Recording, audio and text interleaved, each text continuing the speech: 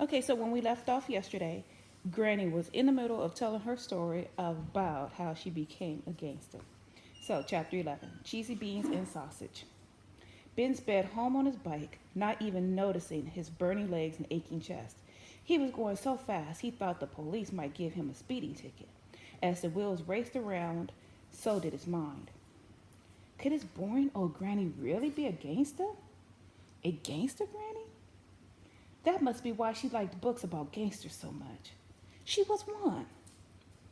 He slid through the back door just as the familiar Strictly Stars Dancing theme tune blasted out from the living room. He had made it home just in time, but as Ben was about to disappear upstairs and pretend he had been in his bedroom doing his homework, Mum burst into the kitchen. "What are you doing?" she asked suspiciously. "You look very sweaty." "Oh, nothing," said Ben, feeling very sweaty. "Look at you," she continued as she approached him. "You were sweating like a pig." Ben had seen a few pigs in his life, and none of them had been sweaty. In fact, pig fans everywhere will tell you that pigs don't even have sweat glands, so they can't sweat. Wow, this book is actually very educational. "I'm not sweating," Ben protested. Being accused of sweating made him sweat even more. "You are sweating. Have you been out running?" "No," replied a now very sweaty Ben. "Ben, don't lie to me. I'm your mother," she said, pointing at herself, a false nail flying off into the air in the process. Her false nails came off a lot. Once Ben had even found one in his microwavable Paulade Bolognese.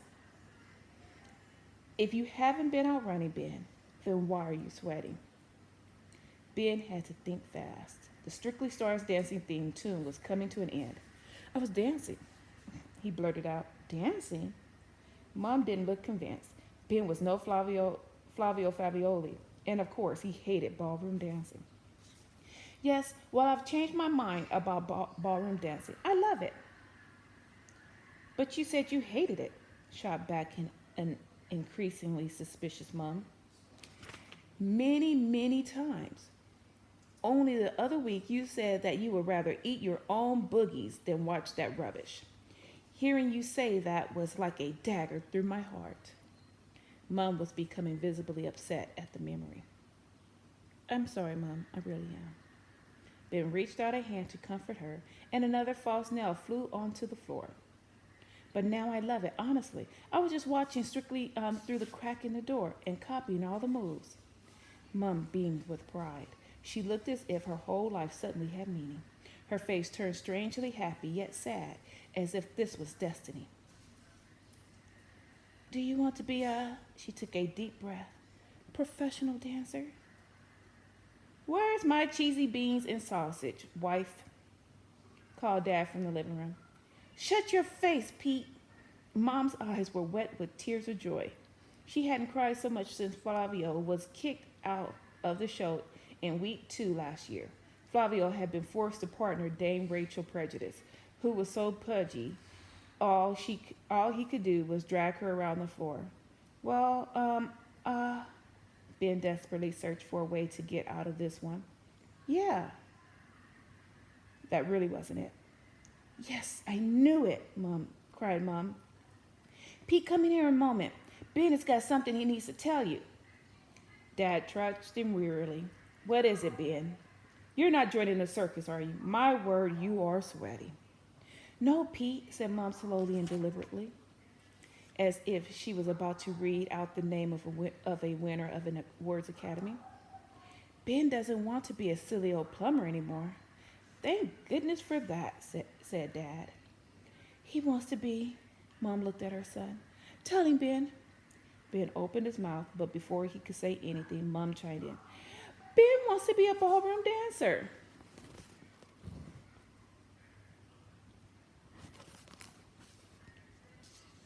"Oh, there is a God!" exclaimed Dad. He looked up at the nicotine stained ceiling as if he might catch a glimpse of the Divine One. "He was just practicing in the kitchen," jabbered Mom excitedly, "copying all the moves from the show." Dad looked into his son's eyes and shook his head manfully. That's wonderful news, my boy. Your mom and me haven't achieved much in our lives. With what with mom being a nail polisher. I am a nail technician, Pete, corrected mom scornfully. There is a world of difference, Pete. You know that. Nail technician. Sorry, and me being just a boring old security guard because I was too fat for the police. The most excitement I've had all year was when I stopped a man in a wheelchair speeding out of the store with a tin of custard concealed under his blanket. But you becoming a ballroom dancer, well, this is the greatest thing that's ever happened to us. The very greatest, said Mom. The very, very greatest, agreed Dad. Really, it's just really, it's the very, very, very greatest, said Mom. Let's just agree it's extremely great, said Dad, irritated.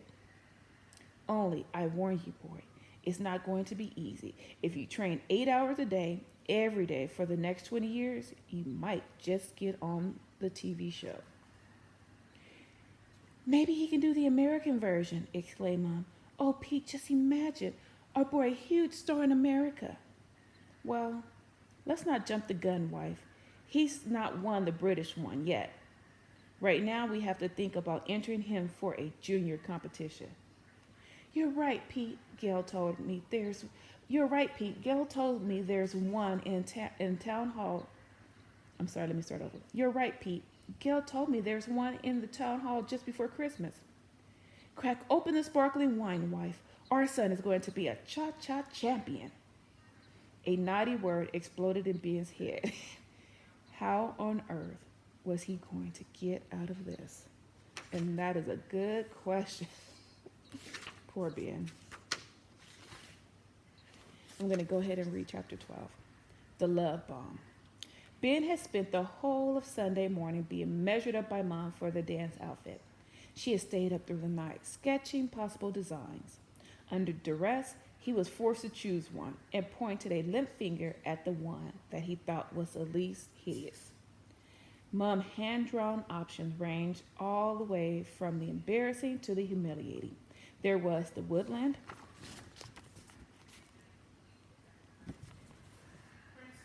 fruit cocktail.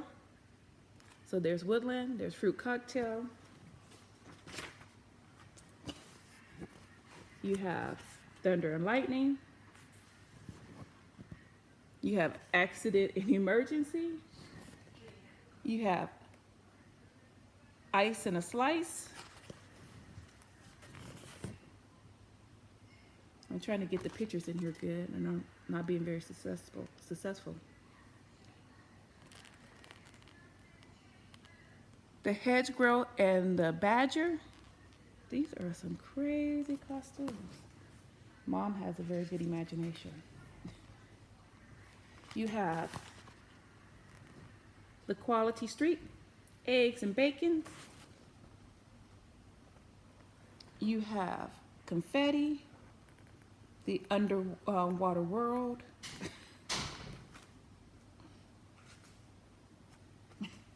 You have Bernie Love, Cheese and Pickle, the Solar System, Piano Man.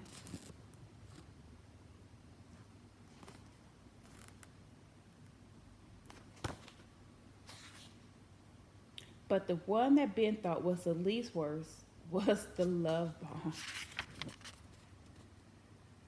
I would like to hear which one you guys think is the best. I kind of think it's a Love Bomb too. It's not as hideous. It looks like regular clothes. We will have to find you a nice young girl to partner with for the competition, said Mom excitedly as she accidentally ran one of her fake nails under the sewing machine and it exploded. Ben hadn't thought about dance partners. Not only was he going to have to dance, he was going to have to dance with a girl. And not just any girl, but a revoltingly precious, sparkly, fake tan leotard wearing over made up one. Ooh. Ben was still at the age when he thought girls were as appealing as frog spawn. Oh, I'm just going to dance on my own, he sputtered. A solo piece? Exclaimed Mom. How original. In fact, I can't stand here talking all day. I better go and practice.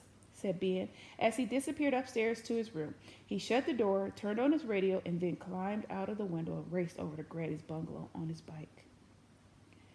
So you were running off into the woods when Lord Davenport started shooting at you, Ben was eagerly prompting his granny. But for the moment, his mind looked, before the moment, her mind looked blank. Was I? Said Granny, looking increasingly befuddled. That's where the story ended last night. You said you had snatched the ring from the Davenport's bedroom and were running across the lawn when you heard shots. Oh, yes, yes, muttered Granny, her face suddenly illuminated. Ben smiled broadly. He suddenly remembered how he had used to love his granny's telling stories when he was younger, transporting him to a magical world. A world where you paint pictures in your mind and there were more thrilling and in your mind that were more thrilling than all the movies or TV shows or video games in the universe. Only a couple of weeks ago, he had pretended to be asleep to stop her telling him a bedtime story. Clearly, he'd forgotten how thrilling stories could be. I was running and running, continued Granny breathlessly, as if she was actually running, and I heard a shot ring out. Then another. I knew from the sound of it was definitely a shotgun rather than a rifle.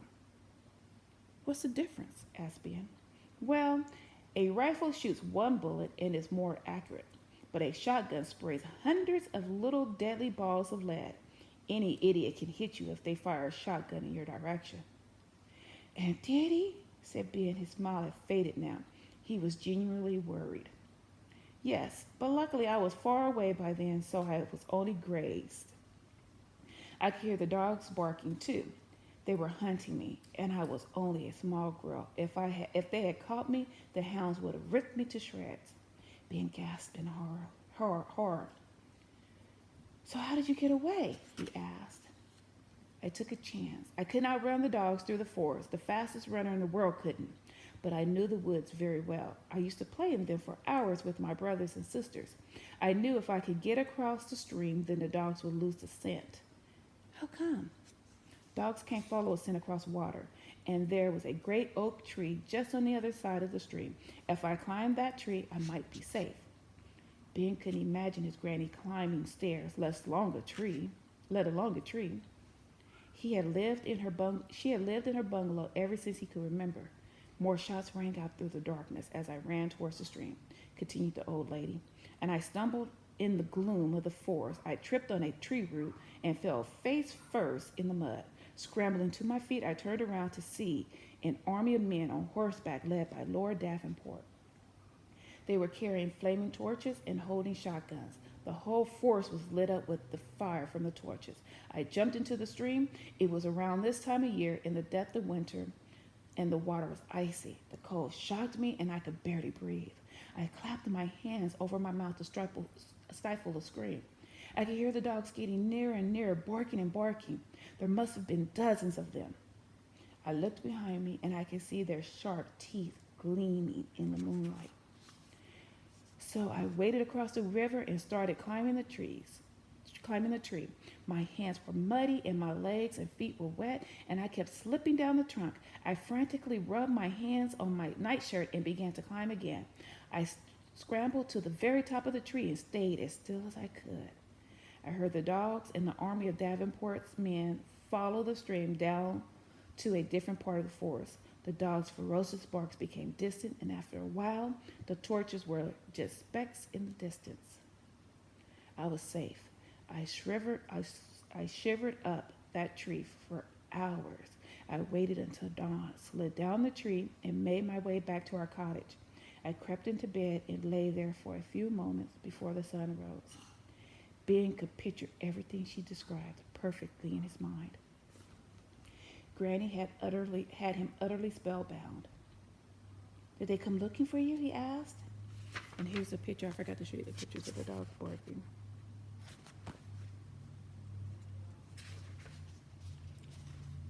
Well, no one got a good enough look at me, so Davenport had his men search everywhere in the village. Every cottage was turned upside down to look for the ring. Didn't you say anything? I wanted to. I felt so guilty, but I knew if I owned up, I would be in deep trouble. Lord Davenport would have me publicly flogged in the village square. So what did you do? I swallowed it. Ben couldn't believe his ears. The ring, Granny? You swallowed the ring? I thought it was the best way to hide it, in my stomach. A few days later, it came out when I went to the toilet. That must have been painful, said Ben, his bum wrenching at the thought. Passing a big diamond ring out of the bottom didn't sound in any way enjoyable. It was painful, excruciating, in fact, Granny grimaced. The good thing was that our cottage had been searched already from top to bottom. Not my bottom, the bottom of the cottage. See that pun play on words. I mean, Ben chuckled, and Davenport's men had moved on to searching the next village. So one night I went off into the woods and hid the ring. I placed it where no one would ever look, under a rock in the stream. Clever, said Ben. But the ring was only the first of many, Ben. Stealing it had been the biggest thrill of my life, and as I lay in bed each night, all I dreamed about was stealing more and more diamonds. The ring was just the beginning, continued Granny in a low whisper, staring deep into Ben's innocent eyes. If a lifetime of crime. And that is the end.